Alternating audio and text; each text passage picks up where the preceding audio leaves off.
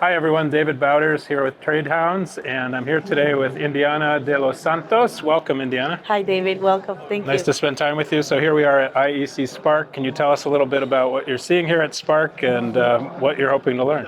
So far it's been wonderful. So we have seen so many different booths and different companies that have come here to promote their products. So it's been incredible, and for me especially because I'm part of the Emerging Leaders Program, so I was able to do our presentation for the final product this morning in the Impact Project. And congratulations on being elected to that. So tell me a little bit about the Emerging Leaders Program and how you got into that.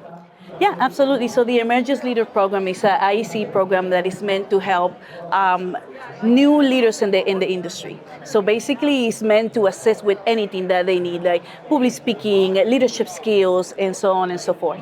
Gotcha. So tell me a little bit about like what you do on a daily basis. What's your job in the industry, and tell us all about that.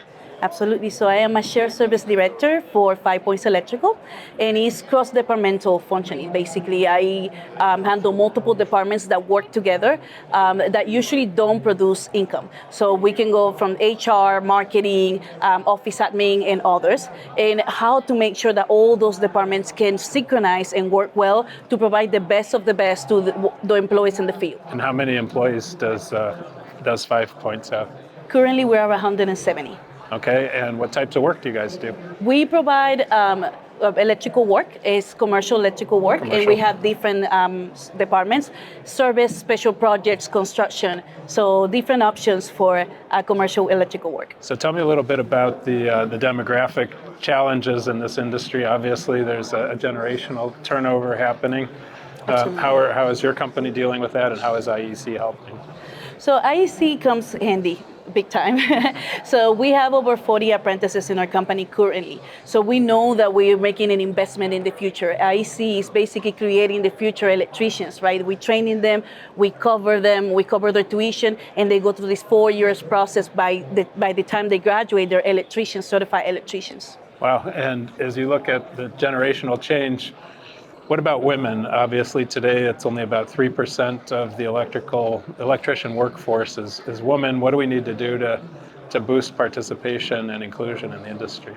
That's a wonderful question, David. I believe that women thrive on connection. So make it easier for them to feel comfortable. Back then, it was a little bit heavier and more difficult to get females in the workforce, but now females can do anything. So train them properly, give them the mentorship that they need, give them the options for them to be comfortable at work, and once they do, you will see a growth.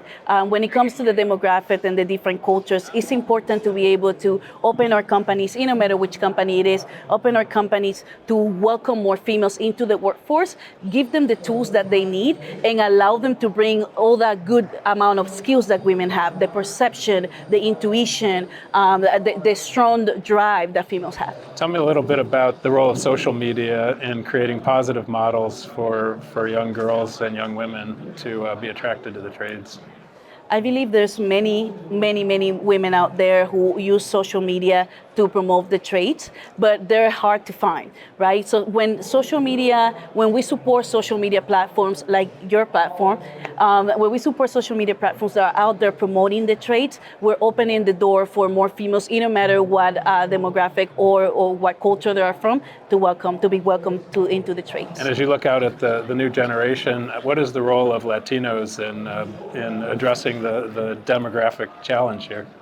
Well, as an Afro-Latina, I definitely would say that there is a little bit of a challenge every now and then. It's easy to see a lot of Latino male in the workforce, in the field, but you don't see as much in the office, let alone females. So what I think that companies can do is use powerful tools like social media, invite them, use the IC resources, use different resources that attract different cultures, and of course, sometimes help with their language as well to make it more doable for them. Gotcha. And in your own company, what percent of the workforce is Latin speaking?